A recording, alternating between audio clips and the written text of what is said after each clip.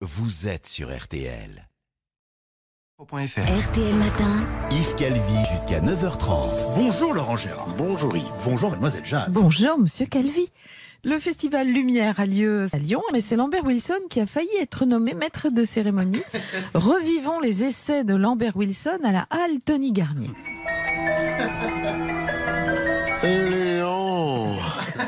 Lyon, c'est une femme. Lyon is a woman. Lyon has no Leonard Beck. Mais Lyon, c'est aussi un saucisson chaud.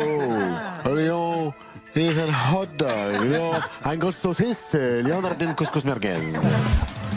Quelle belle soirée.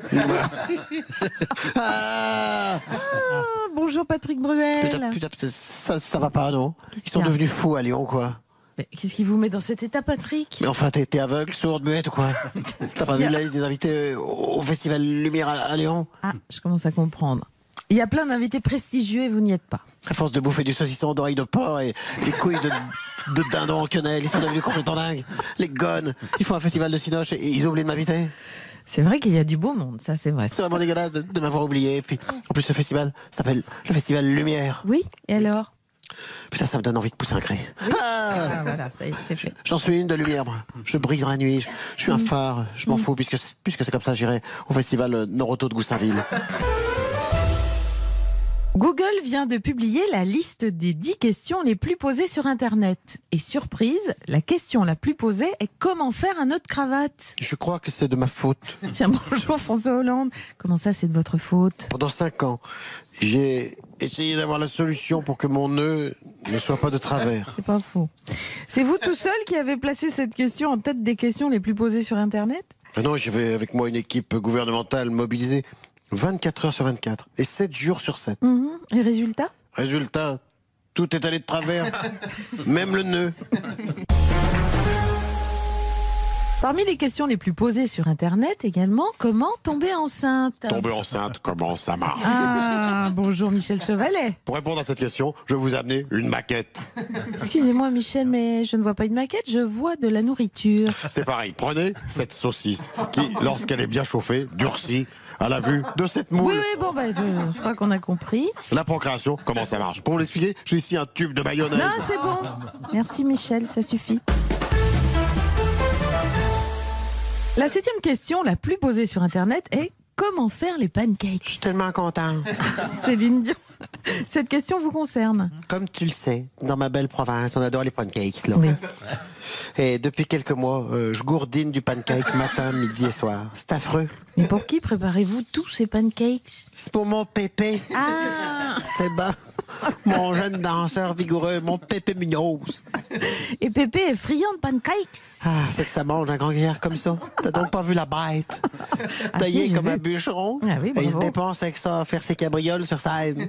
Ça le met en appétit, forcément. Ah, y a pas que ça qui m'a l'appétit, ma pauvre jeune, j'en peux plus. Bon matin, aussitôt qu'il me voit au fourneau en robe de chambrée à cuitocher le pancake, là, ça lui fait monter à sève au pépé.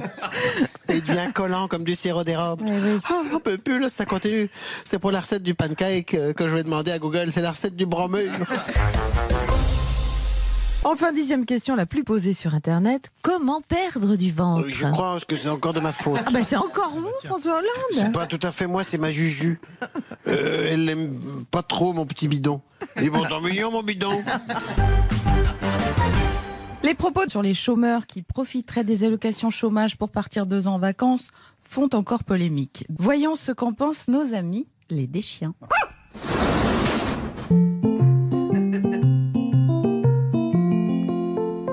36-15, qui n'en veut des allocations, hein, pour les gars qui n'en veulent des allocations. Voilà. Ce matin, je reçois Bruno Lochet. Comment t'appelles-tu, mon Bruno? Et raconte-nous ton histoire. Je m'appelle Bruno Lochet, avec un L, hein, comme Lochet. Et j'ai été licencié par mon usine. Du coup, ma femme est partie avec les gosses et le chien aussi. Ma femme, Bruno Lochet, a emmené elle a emmené le chien. Ah non, le chien il est parti lui aussi, mais tout seul, parce que j'avais plus de quoi acheter des croquettes, vu que j'avais plus de travail. Ah, et puis, donc, on peut le dire, hein, tu picolais un peu, hein, mon Bruno, c'est normal, pour oublier, tu picolais. Ben non, pas trop, l'huissier, il a pris la maison, du coup, depuis, à la rue.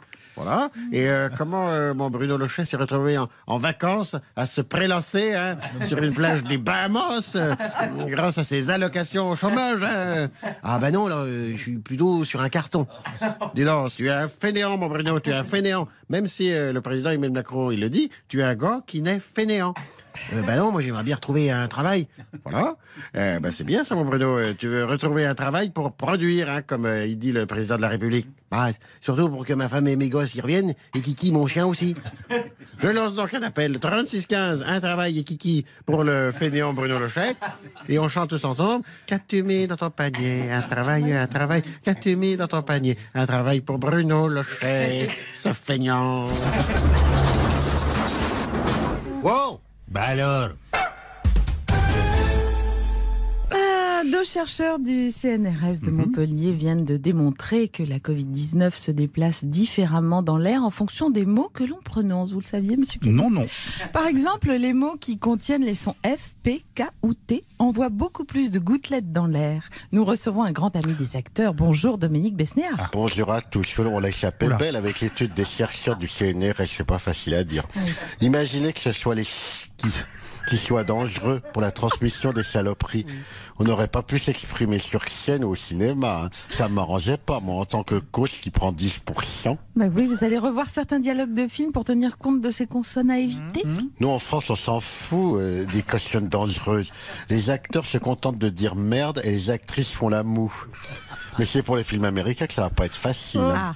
Oui. S'ils interdisent les sons feu et que... les acteurs vont plus pouvoir dire fuck et ça va enlever la moitié des dialogues. Enfin, je dis ça, je dis rien.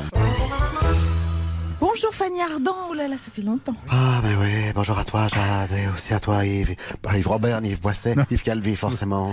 Forcément. Revenons à nos syllabes dangereuses à prononcer en ces temps de contagion.